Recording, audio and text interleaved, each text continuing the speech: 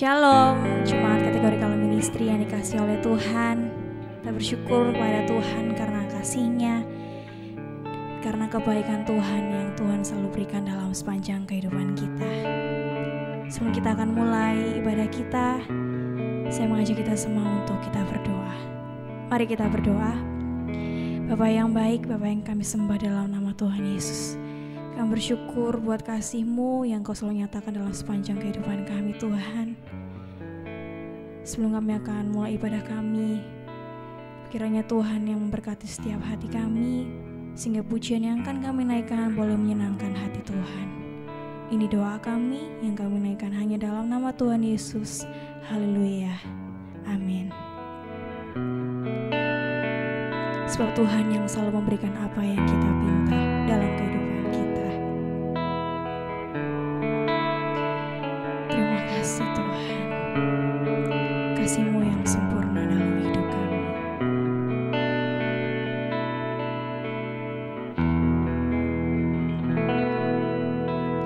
Kasih yang sempurna telah ku terima dari-Mu,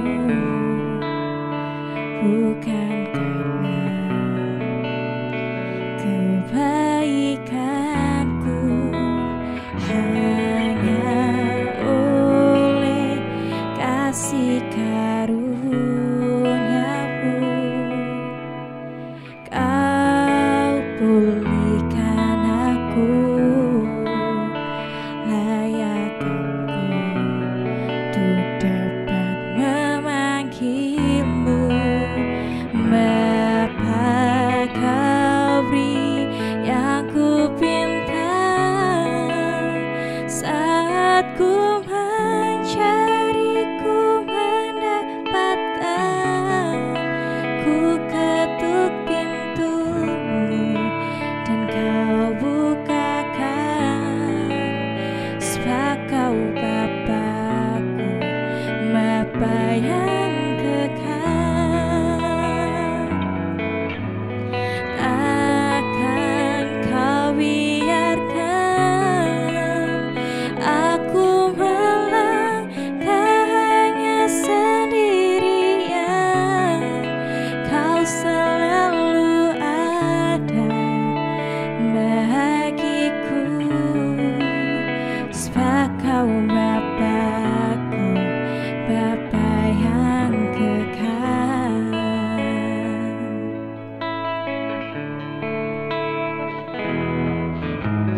Kasih yang sempurna telah ku terima dari-Mu, bukan karena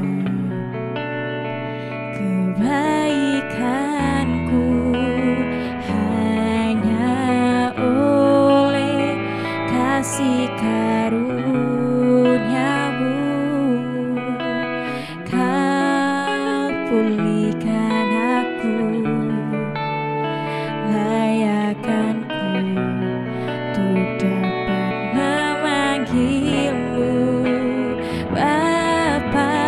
Kau beri yang ku pinta saat ku mencari, ku mendapatkan. Ku ketuk pintu-Mu dan Kau bukakan, sebab Kau Bapa-Ku, Bapa yang kekal. Takkan Kau biarkan aku melangkahnya sendirian. Kau selalu ada bagiku, sebab Kau Bapa-Ku, Bapa yang kekal.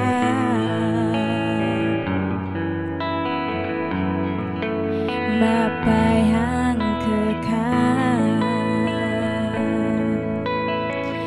Oh,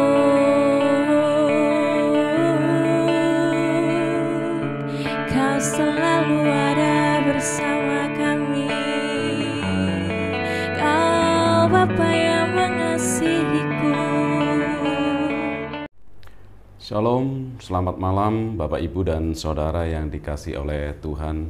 Kita patut bersyukur kalau pada malam hari ini kita dapat kembali mengikuti ibadah kategorial kebaktian kebangunan rohani.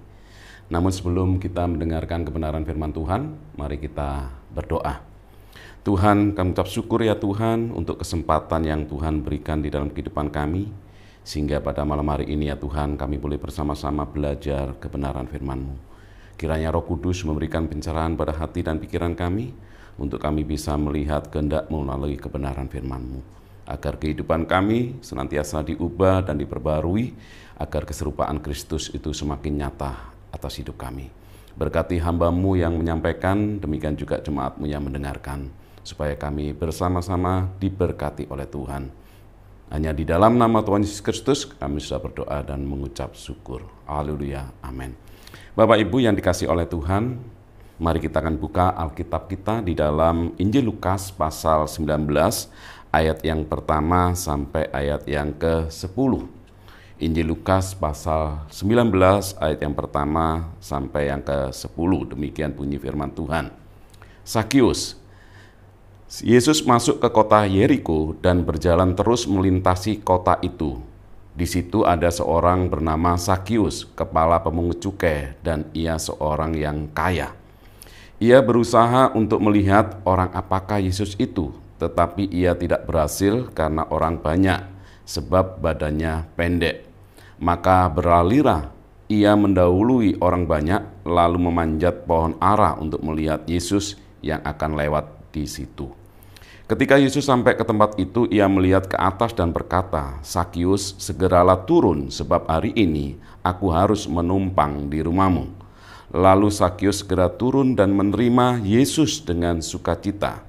Tetapi semua orang yang melihat hal itu bersungut-sungut, katanya, "Ia menumpang di rumah orang berdosa."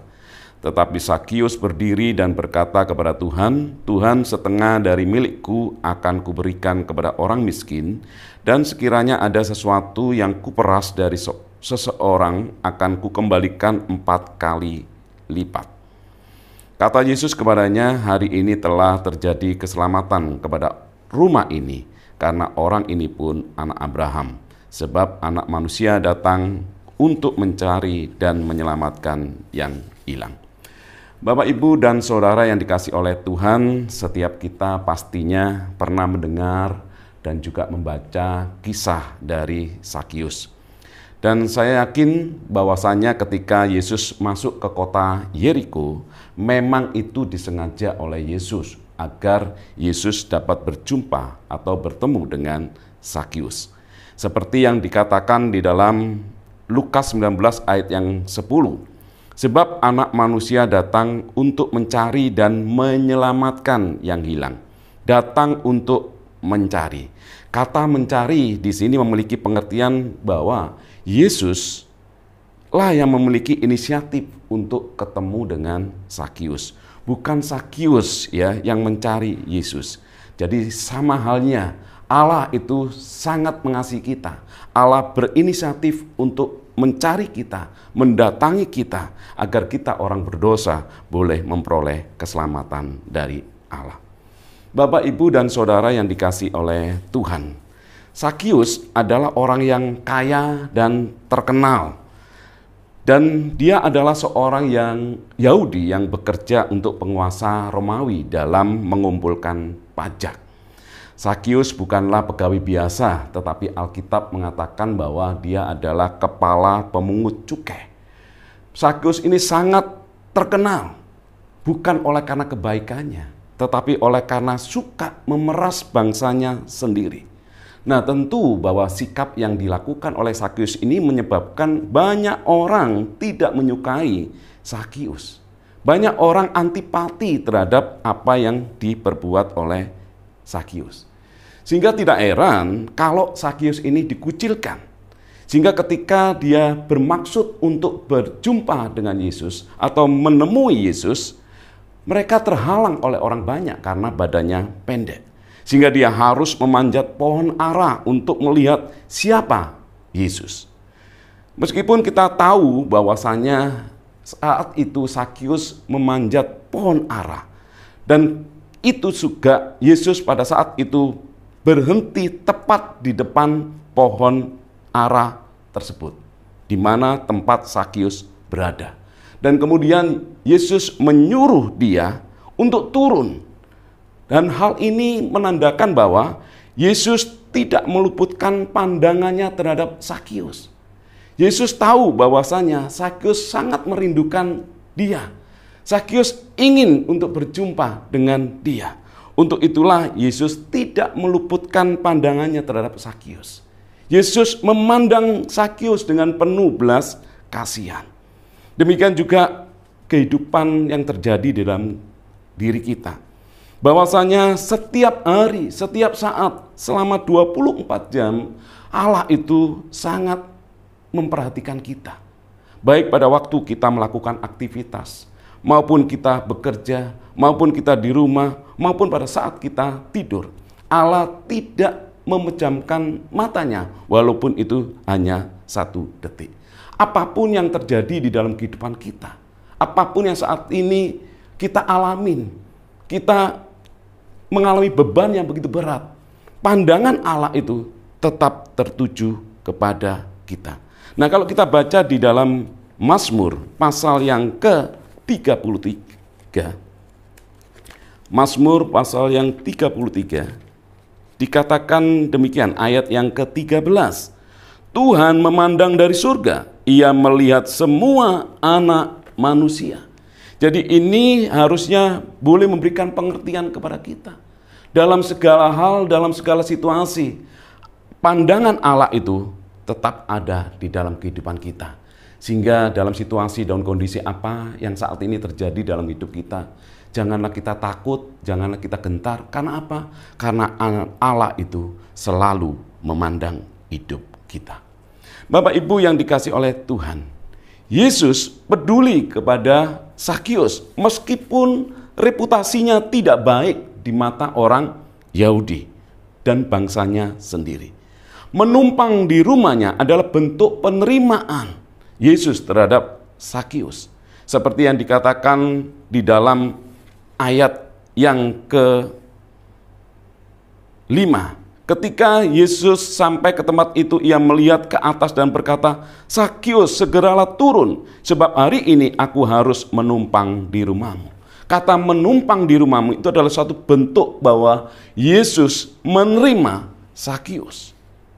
Dan dikatakan di dalam Alkitab, Yesus meminta agar Sakius turun dan menerima Yesus saat itu. Dengan penuh sukacita, Sakius menerima Yesus.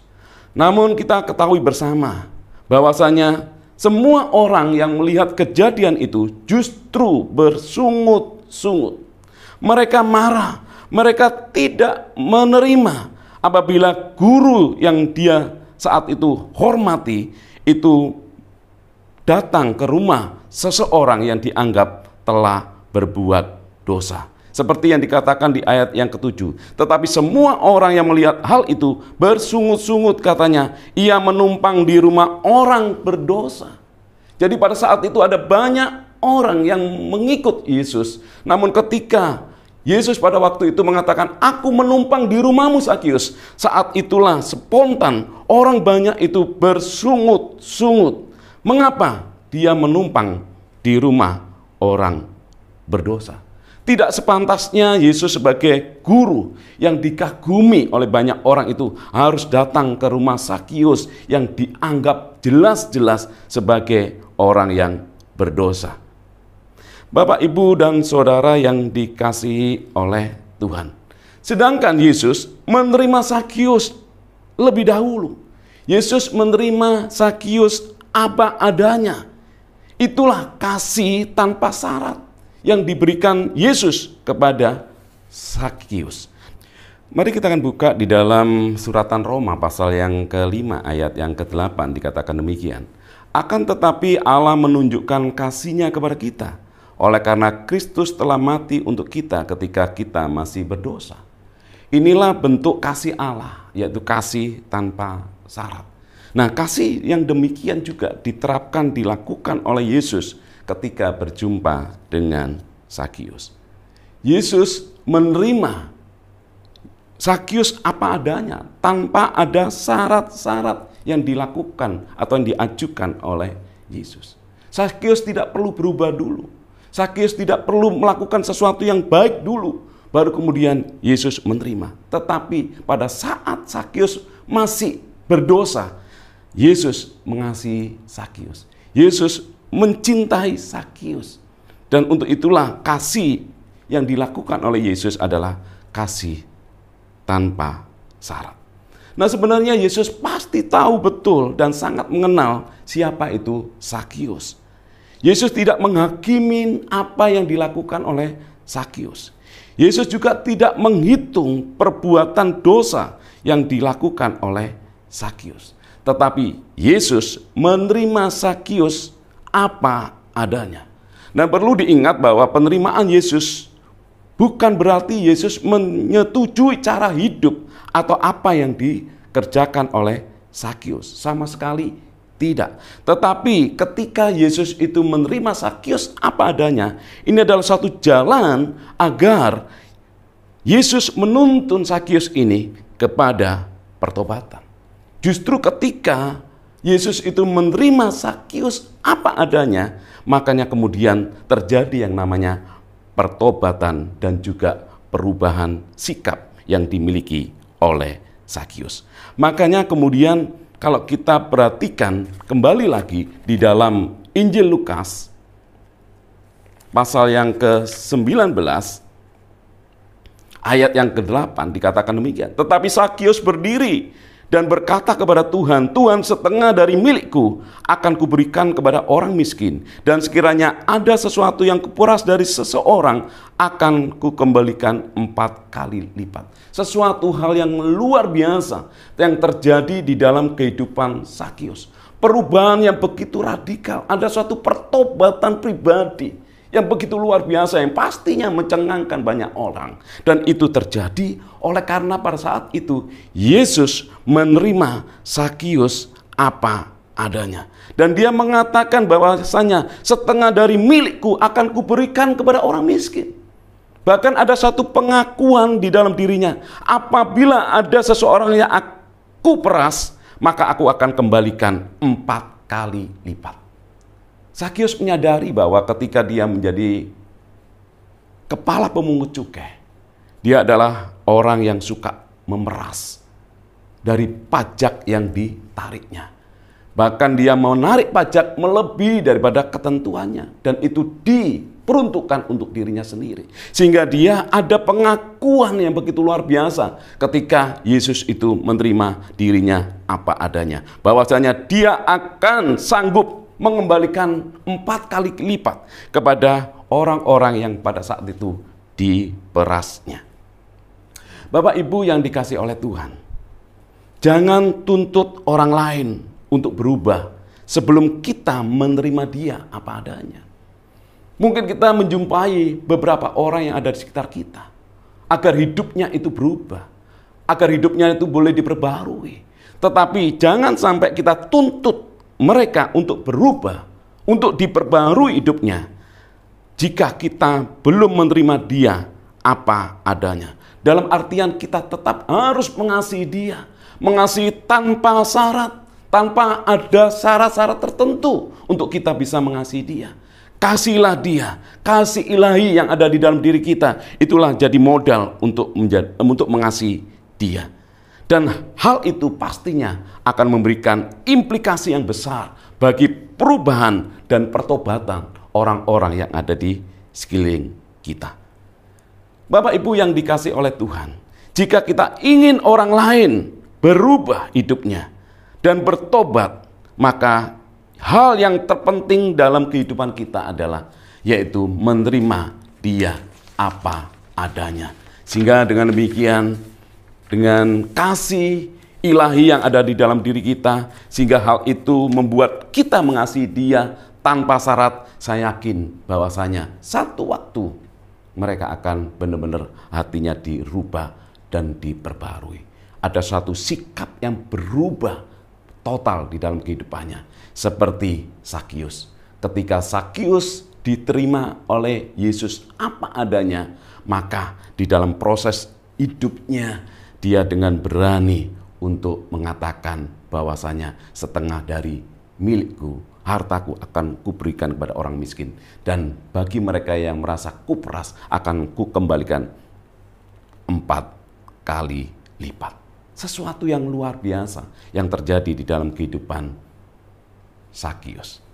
Bapak, Ibu, dan saudara yang dikasihi oleh Tuhan, Franklin Graham, putra pendeta terkenal yaitu Billy Graham, pernah menulis di dalam pengalaman hidupnya.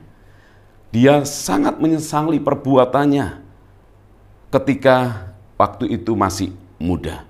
Dia sangat liar dan menjadi anak yang penuh pemberontakan kepada orang tuanya. Nah, pada suatu hari dia berteriak-teriak di atas sepeda motor Harley Davidson yang ditumpanginya di depan rumah ayahnya untuk apa? Meminta uang dengan mengenakan jaket kulit yang berdebu dan kotor dan dengan cambang yang lebat di dagunya. Dia menerobos masuk ke ruang tamu. Padahal saat itu Billy Graham sedang mengadakan rapat besar dengan tamu-tamu yang penting. Nah, begitu mengenali anaknya, Billy Graham tanpa ragu-ragu memperkenalkan Franklin kepada tamu-tamu terhormatnya. Sebagai anaknya dengan sikap yang penuh hormat dan kebanggaan, Billy Graham tidak meminta maaf untuk apa yang dilakukan oleh Franklin di hadapan mereka, atau memperlihatkan sedikit pun rasa malu atau rasa bersalah karena sikap buruk anaknya. Kasih dan penghargaan yang ditunjukkan ayahnya telah membuat Franklin Graham ini berbalik dan berubah. Tidak lagi menjadi seorang anak yang penuh dengan pemberontakan, tetapi di dalam kehidupannya kemudian Tuhan memanggil Franklin ini sehingga dia menjadi seorang penginjil dan misionaris yang dipakai Tuhan yang luar biasa. Franklin berubah oleh karena papanya yaitu Billy Graham menerima apa adanya anaknya yaitu Franklin Graham. Dia menunjukkan kasihnya, dia menunjukkan kehangatannya. Dia juga tidak malu terhadap orang-orang yang pada waktu itu berjumpa dengan Franklin Graham, tetapi dia menunjukkan bahwa dia adalah anakku dengan penuh kebanggaan. Billy Graham telah menerima Franklin Graham apa adanya, dan sikap itu kemudian mengubah kehidupan daripada Franklin Graham. Bapak, Ibu, dan saudara yang dikasihi oleh Tuhan, marilah kita bersama-sama menyadari ada begitu banyak orang-orang yang di sekeliling kita untuk kita rindukan berubah hidupnya. Mungkin kita sudah berdoa di hadapan Tuhan. Mungkin saat ini kita sudah memberikan nasihat kepada mereka agar mereka berubah. Namun mungkin sampai saat ini mereka belum berubah. Tetapi satu hal, marilah kita terima mereka apa adanya. Dan kita tetap menunjukkan kasih kita tanpa syarat kepada mereka. Dan saya yakin satu waktu Tuhan pasti akan mengubah orang-orang di sekeliling kita yang kita harapkan untuk hidupnya berubah. Mungkin itu adalah suami kita, mungkin itu adalah istri kita, mungkin itu adalah anak-anak kita, atau siapapun yang ada di rumah kita yang kita harapkan untuk berubah. Kita mungkin sudah berdoa, tetapi satu hal yang perlu kita lakukan adalah menerima mereka apa adanya tanpa syarat-syarat tertentu untuk kita mengasihi dia. Mari kita kasih dia dengan kasih ilahi, kasih tanpa syarat. Dan saya yakin dan percaya satu waktu Tuhan akan melembutkan hatinya dan menyentuh hatinya untuk hidupnya boleh berubah seperti yang kita harapkan. Amin. Tuhan Yesus memberkati. Mari kita berdoa. Tuhan, kami ucap syukur dan terima kasih ya Tuhan, buat kebenaran yang boleh kami dengar pada malam hari ini ya Tuhan. Untuk kami belajar ya Tuhan, untuk kami bisa menerima apa adanya orang-orang di sekeliling kami. Seringkali kami Tuhan berdoa kepada Engkau ya Tuhan, agar hidup mereka dijamah dan diubah. Tetapi seringkali ya Tuhan, kami tidak mengasihi mereka apa adanya. kami seringkali gagal mengasihi dia dan menerima dia apa adanya. Tetapi biarlah ya Tuhan, melalui kebenaran firman-Mu yang boleh kami dengar pada malam hari ini, itu mengubah hidup kami ya Tuhan. Untuk kami bisa menunjukkan kasih kami tanpa syarat kepada orang-orang di sekeliling kami ya Tuhan. Sehingga orang-orang di sekeliling kami boleh mengalami jamahan Tuhan ketika kami menerima mereka apa adanya dan menunjukkan kasih ilahi itu kepada mereka. Terima kasih ya Tuhan, dan biarlah kami boleh diubah seturut kebenaran firman-Mu sehingga kehidupan kami semakin hari semakin mengerti akan kehendak Tuhan. Hanya di dalam nama Tuhan Yesus Kristus kami sudah berdoa dan mengucap syukur. Haleluya. Amin.